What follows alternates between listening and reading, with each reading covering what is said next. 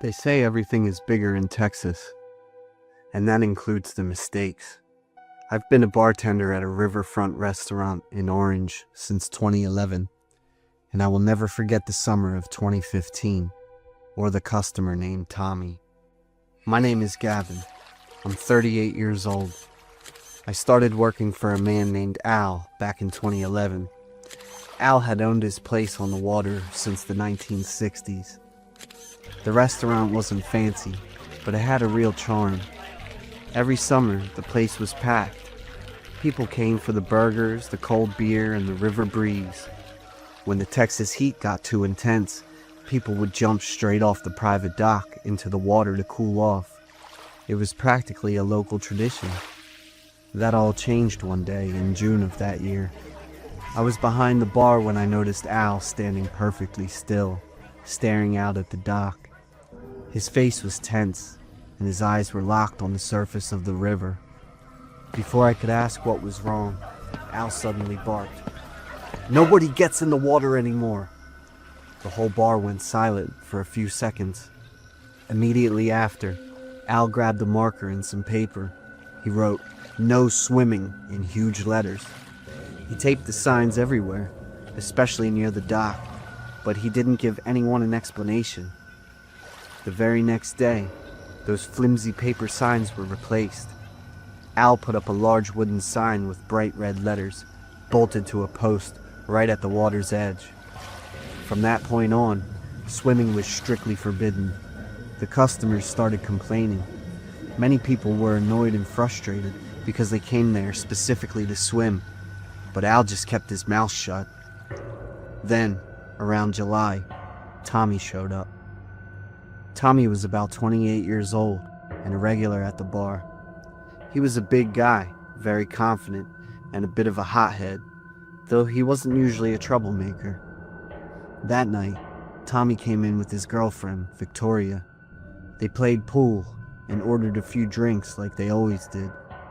Close to midnight, as I was wiping down glasses behind the bar, I overheard Tommy say, "I'm jumping in that river tonight."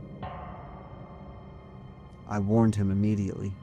"Tommy, you know the rules. No one is allowed in the water. Al banned it." He looked at me with a cocky smirk. "I don't care about that old man's rules," he said. With that, Tommy stood up, grabbed Victoria's hand, and walked out the door. I felt an uneasy pit in my stomach, but the bar was still busy, so I couldn't leave my post right away. About 10 minutes later, a blood-curdling scream echoed from the dock. I grabbed a flashlight and sprinted outside. When I reached the water, I froze. Victoria was standing at the very edge of the dock, soaking wet. She was shaking violently, gasping for air, her face completely white. When she saw me, she tried to speak, but couldn't get the words out. She just kept pointing frantically at the middle of the river. "Tommy, it dragged him under." I didn't ask questions. I swept my flashlight across the water. The beam cut through the ripples, and then I saw it clearly. The water was stained a dark, murky red. Under the light, Tommy's body surfaced face down. His back was arched above the water, perfectly still. But the most horrific part happened a split second later. Just as the light hit Tommy's back, the water underneath him surged upward. Something massive and dark gray rose to the surface at incredible speed. In the blink of an eye, a pair of huge jaws clamped onto Tommy's lower half and yanked him down with terrifying force. His body vanished right before my eyes, as if he had been swallowed by the river itself. The water thrashed wildly, leaving behind spreading red clouds and small pieces of debris floating on the surface. Victoria screamed and collapsed, fainting on the spot. I could only stand there, staring at the water. I knew exactly what those floating pieces were, and I knew exactly which part of a human body they had come from. After the attack, the police and wildlife officials moved in. That was when the truth finally came out. On the day Al had banned swimming, he had seen a massive alligator under the dock with his own eyes. The beast was over 11 feet long and weighed at least 400 pounds. It moved through the water like a silent shadow.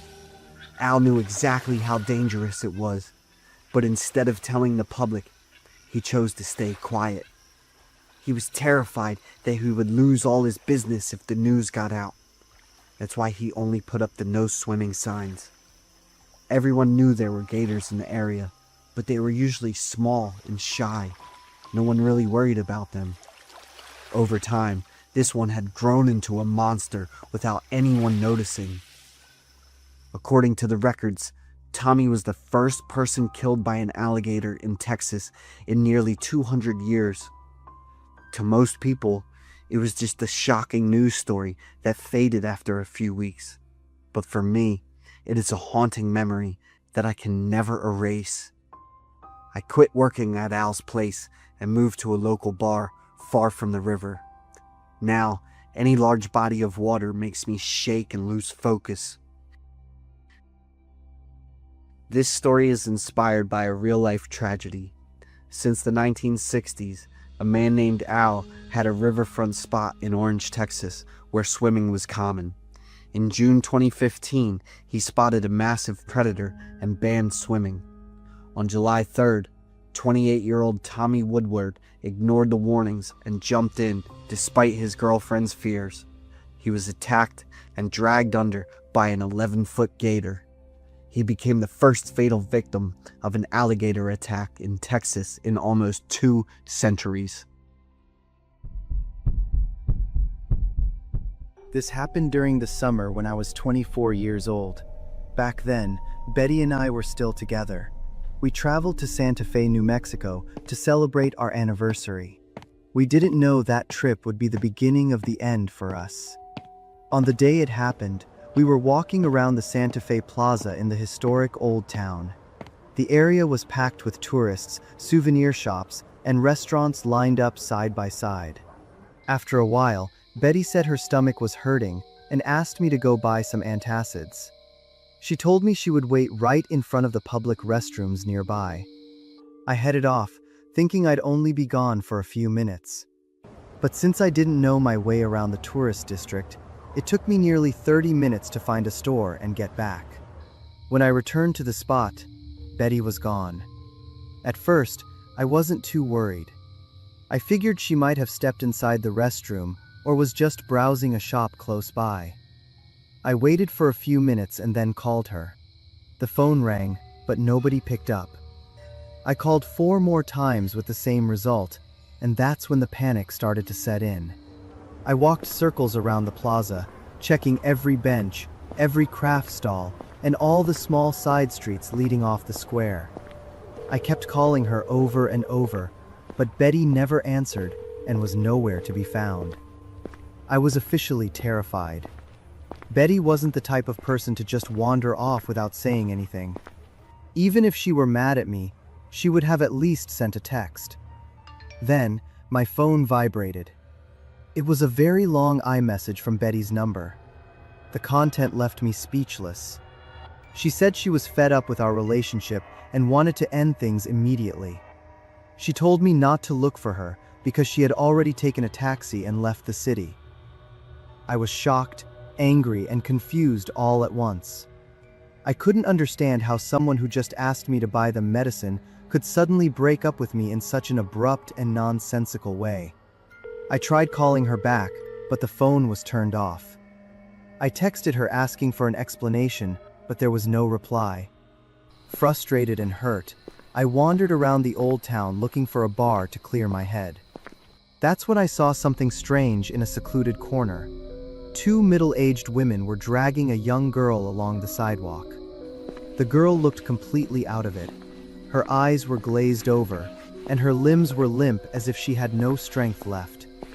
To a stranger, it looked like 2 friends helping someone who had too much to drink, but my gut told me something was wrong because of how forced it looked. I stepped forward and asked if they needed help. Immediately, the 2 women jumped, let go of the girl, and muttered something about their friend being too drunk before disappearing into the crowd. Once the girl caught her breath, she told me a horrifying story. She had just stepped out of a restroom when two strange women approached her, pretended to be her friends, and started dragging her away. When she tried to cry out for help, they told bystanders she was just drunk. People just watched with pity or annoyance, and no one stepped in to help. Hearing that sent a chill down my spine. I immediately thought of Betty. The coincidence was too terrifying to ignore. I ran straight to a nearby police station to file a report, but the officers were incredibly dismissive. They looked at the breakup text on my phone and shrugged it off as relationship drama, saying she had clearly stated she was leaving. They told me to go back to my hotel and wait. I left the station feeling helpless and searched the plaza for Betty one last time. Finally, exhausted and hopeless, I went back to the hotel. When I opened the door, I was stunned to see Betty there. She was sitting on the floor in a state of total shock. She was covered in scratches and dirt, and her face was deathly pale. After I calmed her down, she finally told me about the kidnapping drama she had just survived in broad daylight. While she was waiting for me, two strange women dressed like tourists approached her. They suddenly grabbed her by the hair and started screaming at her. They yelled to the surrounding crowd that Betty was a professional scammer who had just stolen a large sum of money from them. Their aggression and the details of their lies were so convincing that the people passing by believed them. Bystanders looked at Betty with judgment. Some even whispered in agreement with the victims instead of helping her. Just like that, in the middle of a crowded square, Betty was abducted. They took her down into a basement room that Betty described as looking like a private lounge or a karaoke room. There were two other girls already trapped in there. A short time later, a man walked in. According to Betty, everything he said made it clear that the three of them were part of a human trafficking deal. He said he was waiting for the other side to inspect the merchandise, but he seemed angry because there was some kind of complication. In the end, the deal fell through. After a tense standoff, the kidnappers decided to let all three girls go. Before they left, the men made a very clear threat. If anyone went to the police, the consequences would be fatal because they knew how to find them. It was obvious then. The breakup text I received had been sent by the kidnappers. I immediately insisted on going back to the police to show them the location of the basement and take down the gang, but Betty was so traumatized by the threats that she flatly refused. She just wanted to leave Santa Fe immediately and never look back. We had the biggest fight of our lives over this. I felt that staying silent was helping criminals, but she felt I wasn't being sensitive to her safety or the safety of our families. In the end, we drove back to Los Angeles without reporting it. But what happened in Santa Fe didn't stay there. It lingered between us. Betty became more and more withdrawn. I couldn't get over my feelings of helplessness and anger. Eventually, after many more arguments, we broke up. That story is a painful lesson I will never forget. To this day, whenever I travel, I never let my loved ones stand alone for too long. My name is Emily. 2 years ago, I was 25 and living a stable life in a quiet suburb of Vermont. My life was pretty simple back then, working as an accountant. I used to dream about having a cozy home with a warm-hearted man to share the long winters with. That was the reason I downloaded Tinder and met Daniel. Daniel was 31 at the time and a third-generation manager for a well-known hotel chain. He had everything a woman could want: a solid career, good looks, and a very attentive way about him. Most importantly, just like me, he often talked about his desire to start a family. Because we seemed to want the same things, and he appeared so sincere, I said yes when he proposed after we had dated for over a year. Even then, deep down, I didn't truly feel like I loved him enough. We got engaged and moved in together. That's when the first cracks started to show.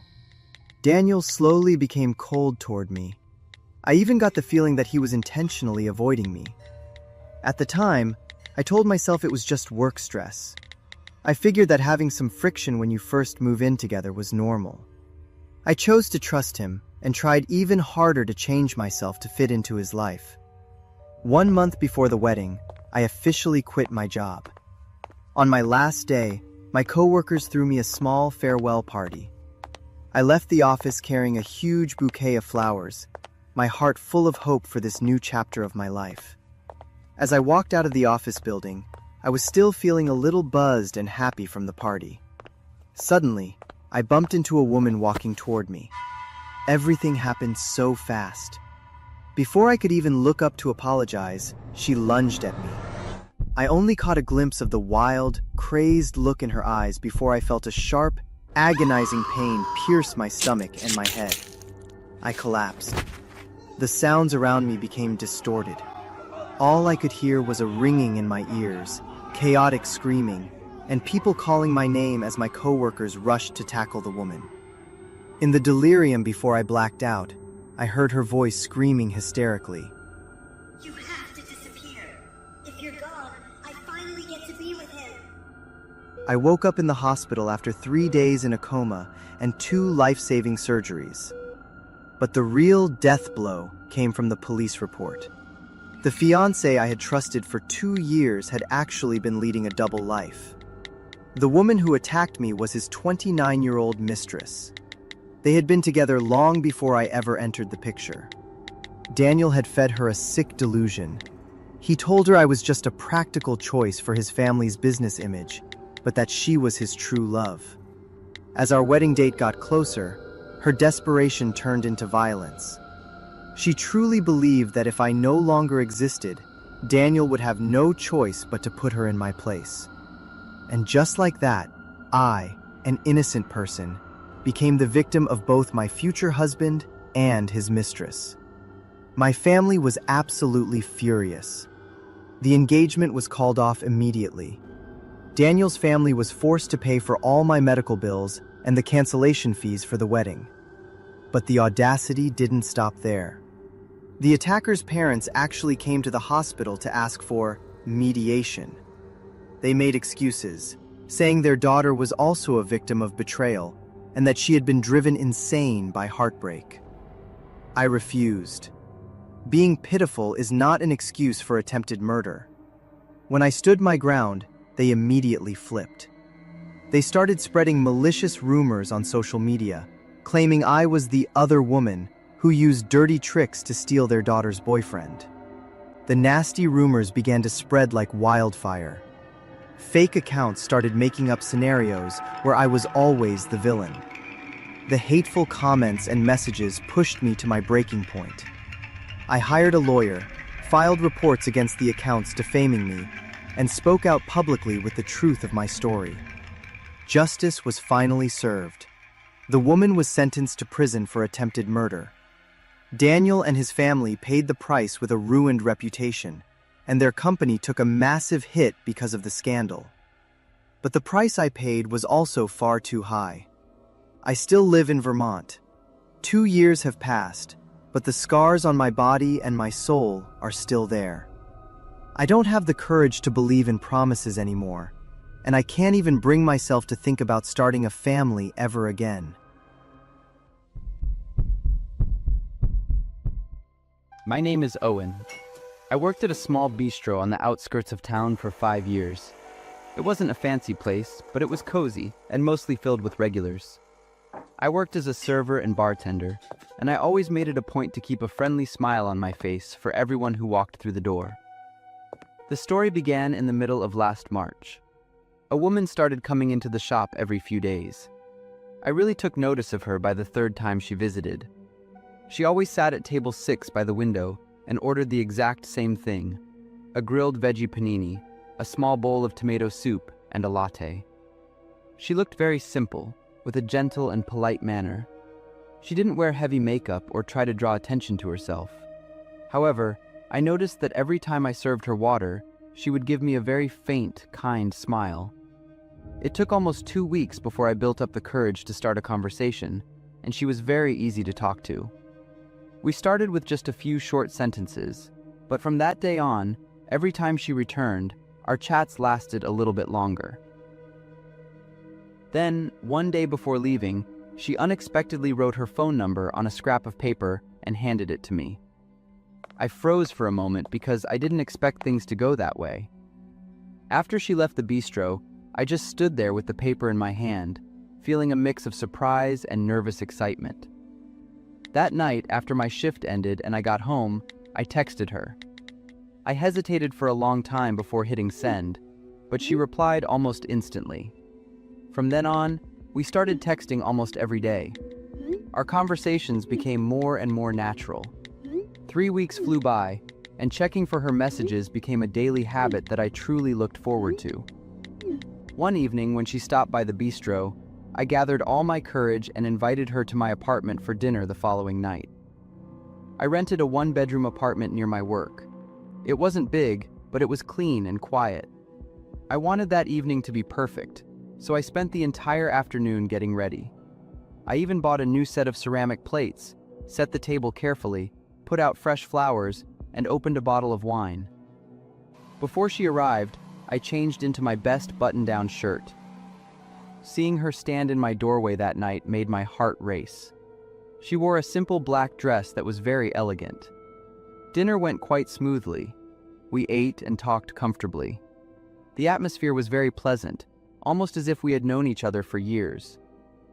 Around 11 p.m., I suddenly felt a wave of dizziness. At first, I thought I was just tired, but within minutes, things took a turn for the worse.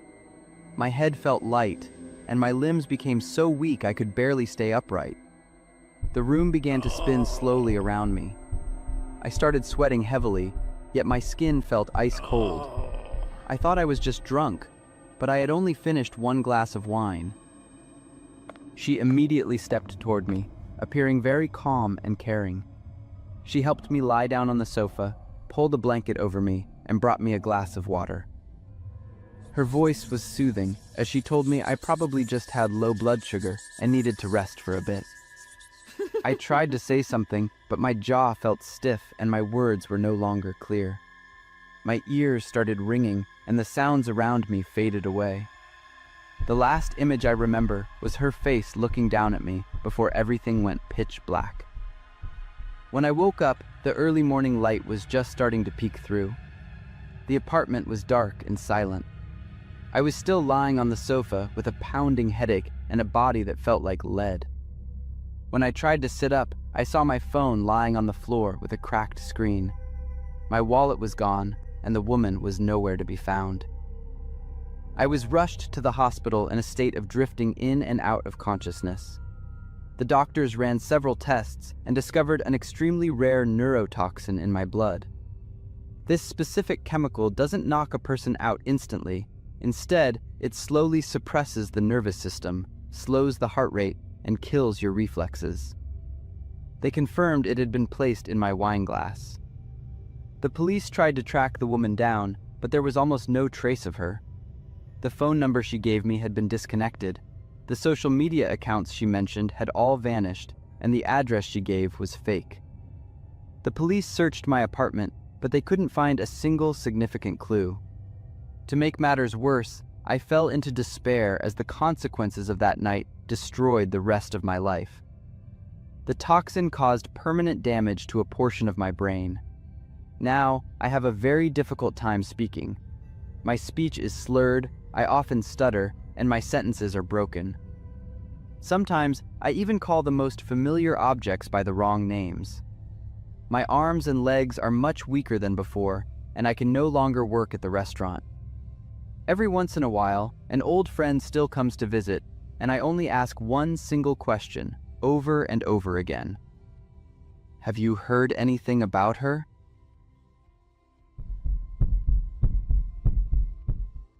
This experience completely changed my perspective on what people call intuition. My name is Kate.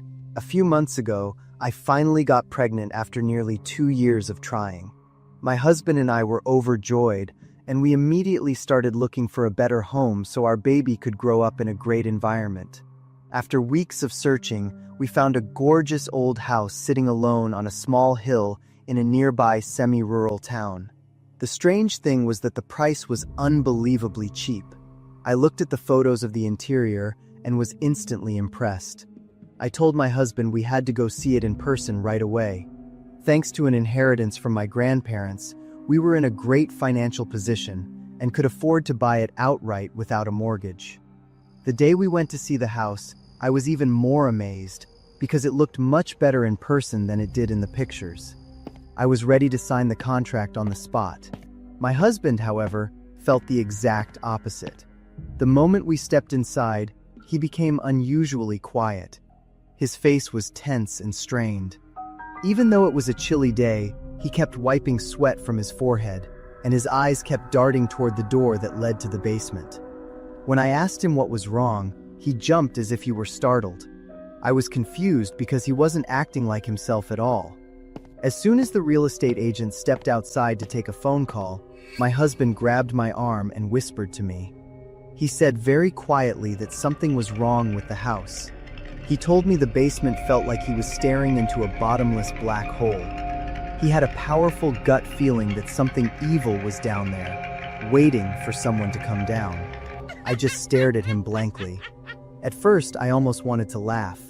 I tried to brush it off and kept rambling about the perfect layout and the amazing price we couldn't pass up. But my husband abruptly cut me off. He gripped my shoulders and looked me straight into the eyes with a level of seriousness I had never seen before. He practically begged me to listen to him just this once. My husband is a civil engineer. He is extremely rational and calm. I knew he wasn't the type to make things up. I asked him softly, "Do you really want to leave?" He answered without a second of hesitation, "Yes, right now." We left immediately, leaving the real estate agent standing there looking completely baffled. A few weeks later, we bought a different house. It wasn't as beautiful and cost a bit more, but the atmosphere was peaceful. Our lives settled down, but a small part of me remained frustrated and curious about that old house. One night, my curiosity finally got the better of me, and I started searching for the address of the old house online. The search results I found in the middle of the night left me paralyzed with fear. That house on the hill was actually the scene of a horrific crime that the agent had hidden from the listing. 15 years ago, a couple lived there. The wife was obsessively in love with her husband and had a sick fear that he would leave her because she couldn't have children. This led her to a twisted plan. During an argument, she pushed her husband down the basement stairs and locked the door, trapping him inside. The man didn't die. He only suffered minor injuries from the fall. But that wasn't a stroke of luck. It was the beginning of a nightmare. For many years afterward, he was kept prisoner in that dark basement. Every day, the wife slid food to him through a tiny slit in the basement door. Meanwhile, she lived a normal life upstairs as if nothing had ever happened. It wasn't until the wife passed away from old age that people finally broke the door down. They found two bodies, one lying peacefully in the bed upstairs and a shriveled skeleton curled up in the basement. After reading the full history of that house, I felt a violent chill run down my spine. I am so lucky we didn't buy that place. It truly feels like a miracle that my husband's intuition was so terrifyingly accurate. I thought I'd gotten a great deal on a house until I discovered the horrifying secret hidden inside. I'm Maya, a freelance designer. In March of last year, I decided to leave Los Angeles. City life had exhausted me. The endless traffic, skyrocketing rent, and the feeling of loneliness in a city of millions. I wanted to find a quiet place, a small town in Northern California, to start a new life. I finally chose a small town called Grass Valley, nestled among the pine forests of the Sierra Nevada. On Craigslist, I found a house for an unbelievably low price. I called the seller immediately. "Hi, I'm Will," a tired voice answered. I asked about the house, and he explained that it was old in a secluded area, and he wanted to sell it quickly. Will emphasized that he only accepted cash because he didn't trust banks or real estate agents. I scheduled a time to see the house before making a decision. A few days later, I drove 3 hours from Los Angeles to Grass Valley to see the house. Will was a middle-aged man with an unapproachable demeanor. The house was old but sturdy, surrounded by many trees and about 5 miles from town. When I asked him why he was selling it so cheaply, Will was silent for a moment, then said, "My wife, Ella, disappeared 2 months ago. I'm desperate to find her. Everything in this house reminds me of Ella, and I just can't stay here anymore." I was quiet after hearing Will's story, feeling sympathy for him instead of the unapproachable feeling I had at first. As Will showed me around the house, I heard a faint scratching sound from inside a wall somewhere. "What's that?" Will shrugged. "Squirrels and mice. They've been a problem for years. It's because of all the trees around here." Will generously offered to include all the tools and building materials if I agreed to buy the house, since he didn't need them anymore. I signed the contract that same day and gave Will the full amount in cash. Before he left, he stood there for a long time, looking around as if he was very attached to the place. 3 days later, I moved in with my best friend Levi to help me fix up the house. Levi is a contractor, so I completely trusted him to make all the decisions. On the first day, we planned to repaint the living room. As we took down all the items hanging on the walls, I noticed a picture of a woman with long hair. This must have been Ella, the wife Will mentioned. I carefully put the picture in a corner. When we started painting the walls, the scratching sound returned. This time it was louder and more frantic. "That animal sounds pretty big and strong," Levi said. "We should probably call a service to handle it." We turned on some music to drown out the noise and continued our work. By the third day, as we were cleaning out the basement, I heard a faint sound, like someone crying. "Did you hear that?" I asked Levi. He stopped what he was doing and listened. "It's probably just the wind." But the next day, the crying returned, along with some screaming. At this point, we started to feel uneasy, but I had put all my money into this house. I had no choice but to continue with my plan. The next day, while doing some repairs in the basement, we discovered a wall that looked strange. The bricks and mortar were newer than the rest. "This wall was built recently," Levi said, touching the surface. "There might be another room behind it." After some discussion, we decided to break down the wall. After nearly an hour, we had created a large enough opening for us to go inside. Levi went first, shining his flashlight. Immediately, we were hit by an overwhelming stench. The flashlight beam swept around the room. We realized it was a small, windowless room with a low ceiling. Then I noticed the long brown hair of a woman. She was lying face down on the concrete floor, her body curled up. I screamed, clutching onto Levi, my heart pounding. He was also panicked and quickly shined the flashlight into another corner. But by doing so, we accidentally discovered the next horror. In the opposite corner, another woman was sitting, leaning against the wall, her head bowed. This time, Levi screamed even louder than I did. Suddenly, the woman slowly looked up. Her lips moved as if she was trying to say something. I started to walk towards the woman, despite Levi's attempts to stop me. My emotions were incredibly mixed at that moment. There was shock, disbelief, and a little anger.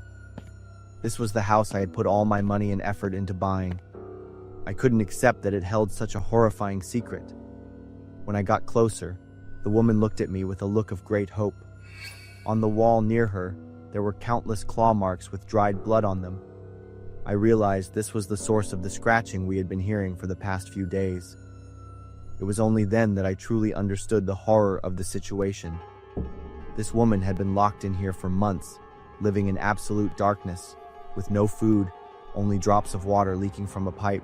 She had been living next to a dead body. I pulled out my phone with a trembling hand and called 911. The police and an ambulance arrived within 10 minutes. They took the surviving woman to the hospital immediately and secured the scene. I sank into a chair and buried my face in my hands, crying. I knew I had been scammed, and all my plans and dreams were shattered. Levi sat down and comforted me for a long time. That day, the police arranged for us to stay somewhere else. 2 days later, the investigating officer called me. The woman who survived is Ella Thompson, the wife of Will Thompson, the man who sold me the house. The woman who died is Anna Kim, 24 years old. Ella had told us the whole truth. Anna Kim had come to the house to demand that Will leave his wife and marry her, threatening to tell Ella everything. Will killed Anna in a fit of rage, and when Ella threatened to call the police, he locked both of them in the room and sealed the wall. I felt stunned and cried a lot again when I learned the whole truth. Will was arrested at a motel in Sacramento. He confessed to murder and unlawful imprisonment. Ella recovered after 3 weeks of treatment at the hospital. As for me, I put the house back up for sale after having everything in the basement completely cleaned out. I'm living in a small apartment now. I learned an expensive lesson. Nothing is cheap and good in this world, and certainly nothing is free.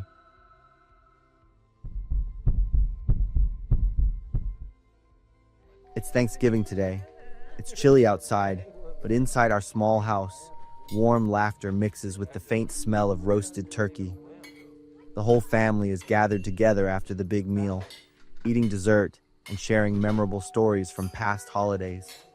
We laugh as my son tells a story about playing hide and seek with the neighborhood kids.